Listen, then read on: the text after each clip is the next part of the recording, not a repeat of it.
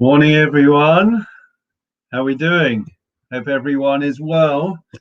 Thank you for joining us last night. It was well over 100, probably 150 people or more. Actually, 150 screens. There's probably like 200, 250 people for the memorial for the late Phyllis Plasker. We wish all the family long life, and Reverend Plasker in particular. So we are learning now a Mishnah in the chapter 2, Mishnah 18, and it's dedicated this morning in memory of the following Yortzites. We wish the families long life. In memory of Rachmel ben Goodman Goldberg, Buna Bas Yona Lazarus, David Leib ben Zev Green, Peramato ben Alexander Gitkin Plasko, Aaron ben Yaakov Alevi Reuben, Hassa Bas Zvi van der Molen, and those that we're saying Kaddish for throughout the year, Leah Bas Feivel, Ben Yamin Akiva ben Shlomo, Rabbi Yaakov Tzvi ben Aryeh Sachs, Zibera Fagel, Bas Rim Boruch, Paul Casimir, Shalom ben Eleli, Ben Bas Feivel, Puma Shoshana Bas Yaakov Shmuel, Caleb Bela Bas Henach, Yirmiyahu Chia ben Moshe Eliezer, Sarah Malka Bas ben Yomi, Shlomo Yechia ben Yoshua Levi, Avram Mordechai ben Moshe Katner. Okay, so good morning, everyone who is still joining us. So Mishnah goes as follows: Reb Shimon Omer Hevizai b'Kriya Shema b'Tefillah. Just to be clear, as I'm sure you figured out because you are all here today, that this week it is at this time, 8:15 throughout the week. But next week we are going back to school and we're going back to shul. I don't know which one we're more excited about, but the point is that therefore we are going to have to change the time. I apologize. I've looked every which way I can, and it looks like I'm going to be doing it at 7 o'clock in the morning. You'll have to watch it when you get up, or if you're up, you'll watch it when you're getting dressed or having your coffee or your exercise. 6:45 on Mondays and Thursdays, and 7 o'clock on Tuesdays, Wednesdays, and Fridays. Okay. So we will be doing Fridays as well. Okay, so Reb Shimon says as follows: Hevizai b'Kriya Shema Tefillah. Person has to be very careful when it comes to saying Shema and saying Yamida. Why? We'll see soon. When a person davens, he has to make sure that his prayer is not fixed. Again, we need to understand what exactly does that mean. When we daven, when we pray, we're meant to make sure our prayer is not fixed. Surely the whole idea is, right, that we're meant to make it fixed. It's meant to be consistent. We're meant to do it day in, day out, come what may, right? So what does it mean in this Mishnah, David, that we're not meant to make our prayers fixed? But rather we're meant to make it with a beseeching in mercy and in supplications before the Almighty. Shnema Ki chanan v'rachum hu erech hapayim rab chesed v'nicham al ra'ah. For he is gracious and compassionate, slow to anger, abounding in kindness, and relentful of punishment. Right? The final statement: Ba'alti rasha b'fnei atzmacha. Don't see yourself as a wicked person. It's gold. Friends, do you understand what we are saying in this Mishnah? It is mamash gold. Gold. I'm telling you, when we understand what's here, I'm learning, you can read books, about psychotherapy, psychology. It's all in the Mishnah. You don't need to go anywhere. I'm giving it to you on a silver platter. Let's learn it together, okay? First principle. We know that when we recite Shema, what is the critical line? That those that came before us, our forebearers, walked into the concentration camps, walked into the gas chambers saying, Shema Yisrael Hashem Elokeinu Hashem Echad. That they accepted the sovereignty of the Almighty. They proclaimed his oneness, his unity, and that he is the God over them. That's the most critical thing, right? And a person has to be careful when they say it. We'll see why. Okay, let's try and understand. Why should one be careful when it comes to Kriya Shema over Tefillah? Why? Why do you think one should be careful? Just trying to see if there's anything he says here. I mean, firstly, because of its importance, right? If a person were to err, right? If you make an error when it comes to saying echad, for example, instead of saying God is one, right? You could say he's my brother. In other words, the slightest. If we when we are saying something of the utmost importance, it is important. We have to. It's an imperative that we get every letter right. Otherwise, we change the meaning in Hebrew, right? It can't be approximate. It's the same as, for example, we all know the pressure. Remember when we used to go to weddings? Remember that? Michael, Richard, David, Harry, Estelle, Caroline, and everyone else used to go to a wedding. And the pressure on the chosen, the bridegroom, Hare at mokudeshes li b'tabatu kadas Moshe Yisrael. Okay? And he's trying to get the words out, and they're not going, and he starts to stutter, and he's humming, and he's hurrying, and he's hesitating, and it doesn't. And the rabbi has to say, you know, it seems merciless, ruthless. The rabbi says you got to repeat it again, because if you don't say those words precisely, you're not going to have that change of status. It's not going to have the transformative impact that we want. Every word in Hebrew, it changes by changing the letters, we change the meaning, we change the connotation. So that's point number one. Number two, that he says here, he says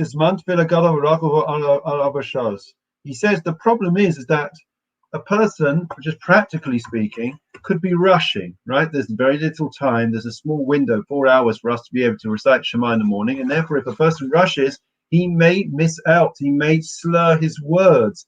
You know, we're all in such a hurry. And therefore, instead of proclaiming and accepting God's sovereignty, right, the oneness of God, right, it won't mean anything. It will be an empty gesture.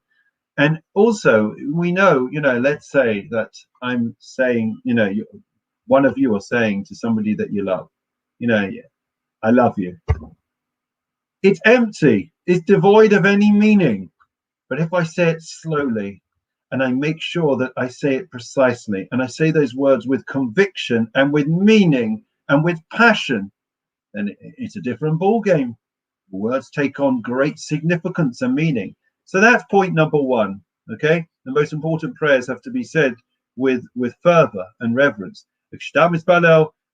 When a person prays, he shouldn't make it his prayers fixed. This is one of the great dangers, one of the great two dangers of getting into good habits. When you get into good habits, we become robotic. I call it robotic Judaism. We go through the motions. You know, we can put on tefillin in our sleep. We light Shabbos candles. Boom, they're done. Everything, right, becomes ritualistic. And when things become automated and ritualistic, there is a real danger that fervor and excitement and intensity and kavana that we had when we started doing it for the first time is lost. And what decides the essence of the act that we are doing is the intention, is the feeling, is the passion, is the emotion that accompanies it.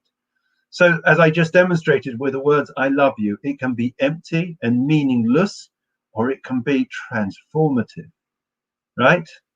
A thank you, a sincere appreciation to somebody else can literally bind two people together. They can feel so close as like the first day that they met, right? Or it can be a meaningless exercise. So that's the point, that if everything, and people wonder why Judaism becomes so dry, I don't get, Rabbi, I don't feel any connection. I don't find it doesn't do anything for me anymore. What you put in, you get out. How much time have we invested in meditating, in understanding the meaning of prayer, in thinking about our appreciation for everything that we've got? Now more than ever, you got good health. You're not in hospital, right? We're able to go about our business. We've come through, thank God, the pandemic. How much appreciation. We should be standing. We could stand morning to night praying. Such is our appreciation for what we have. And therefore, this is a lesson for life. It's not just about prayer, it's about everything. Everything.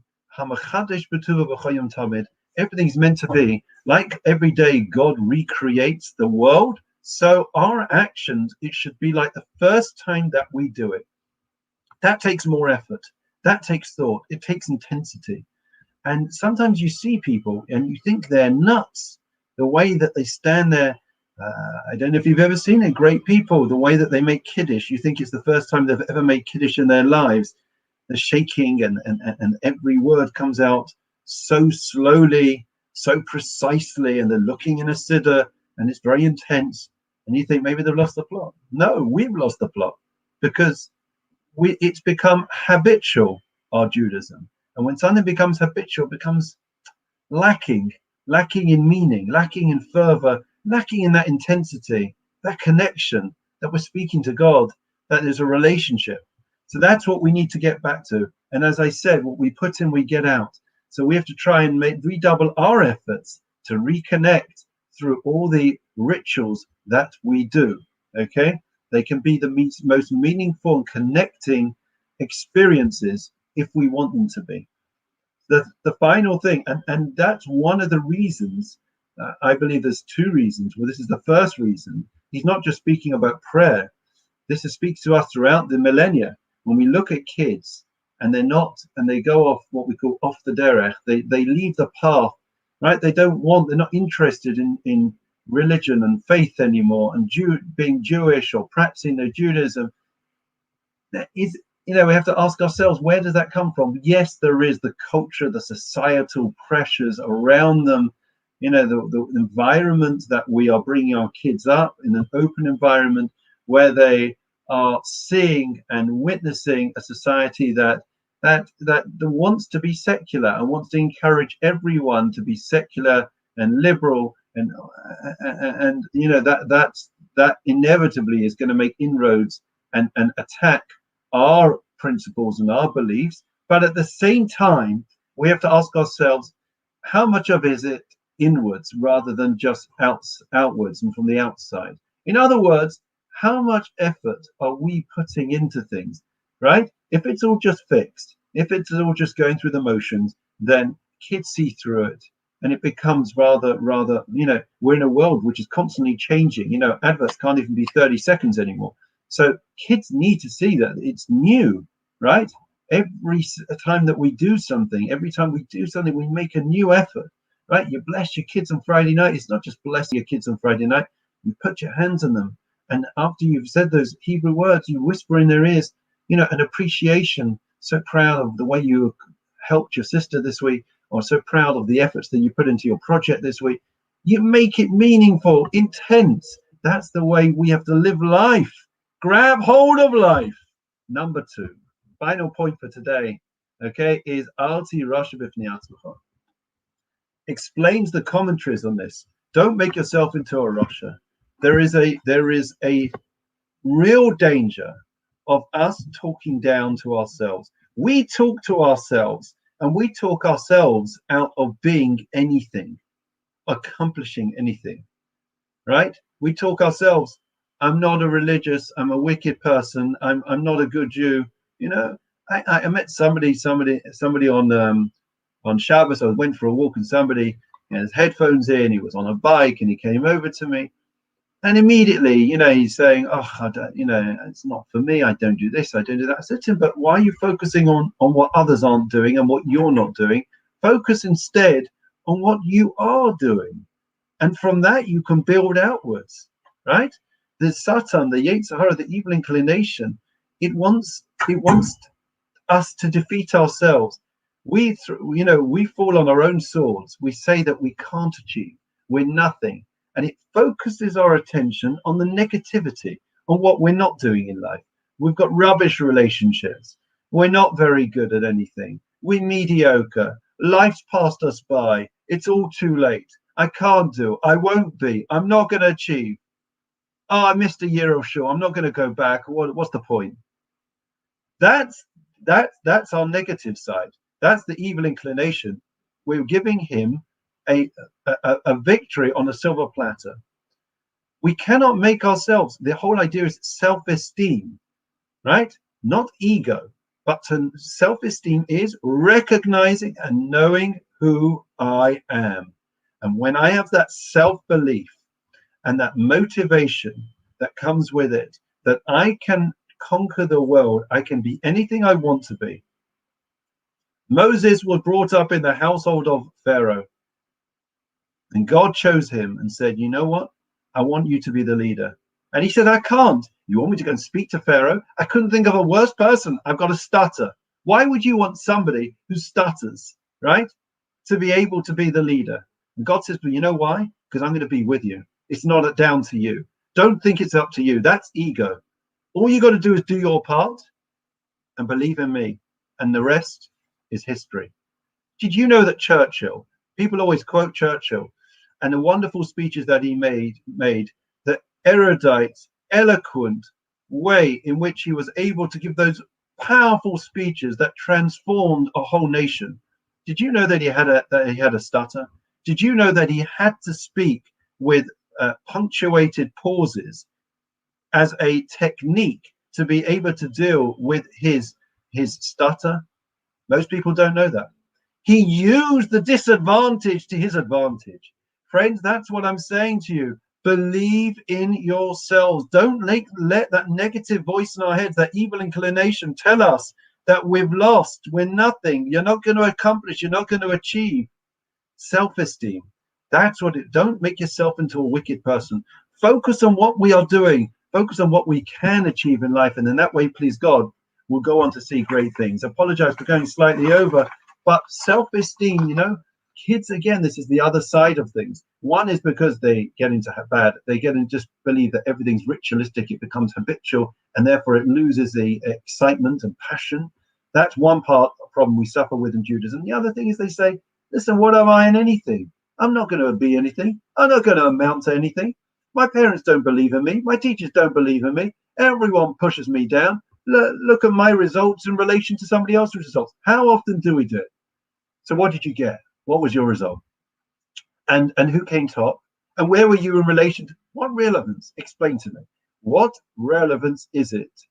What your son or daughter or grandchild's result is in relation to anybody else? Do you want them to be somebody else, or do you want them to be them? Food for thought. The Lord is my shepherd, I shall not want. He causes me to lie down in green pastures. He restores my soul. He leads me in the paths of righteousness for his name's sake. Even as I walk in the valley of the shadow of death, I will fear no evil, for you are with me. Your rod and your staff, they comfort me.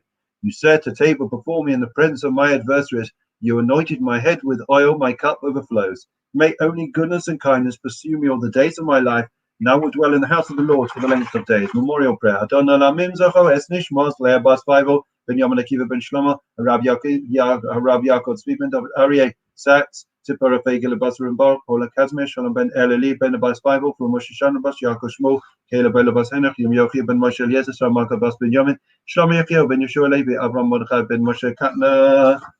Your sites for today. Rachmiel Ben Goodman Goldberg Buna Bas Yona Lazarus, David Leib Ben Zev Green, Peril Marto Bas Alexander Gitkin Plasko, Aaron Ben Yaakov Alevi Ruben, Pasha Bas Svi van der Molen, Shachul Yolamam Bagan, Aiden Taymano Kasam, Lachim Balarachamim, Yasrim Beseta Kanafov Yolamim, Veswasachais Shosamano, Nachlasam, Bianuch Mishamish Gavam, Venamar, Amen. Long life to all those that have Yortzeit or saying Kaddish. Now the Refuah Shalema prayer for those that are still unwell in our community and beyond. Misha Berach Avizain Rabba Misrav Yaakov Mashar David Shlomo Yivarach Repes Chaylim Babu Shalim Ispalim Babu Ram Bischazak Shpoch Yimel Rachim Alechem Lachmon Posam Mishlach Lem Pushlim and Shmoim Lachol Ben Basach Shach Yisrael Refuah Sanefesh Pusak of Hashavach Mark Ribbon Amar Amen. Good morning to Colin, Peter, David, Rachel, Michael, Andrea, Michael, Richard, David, Harry, Estelle, Caroline, and all of those that are still watching us. Thank you for joining us. Same time, same place. But tonight, not to be missed, an interview with Eli Beer. You'll hear his story. It simply blew me away. And one story in particular that he tells at the end, not to be missed. That's 8 o'clock on Facebook and YouTube. Take care. All the very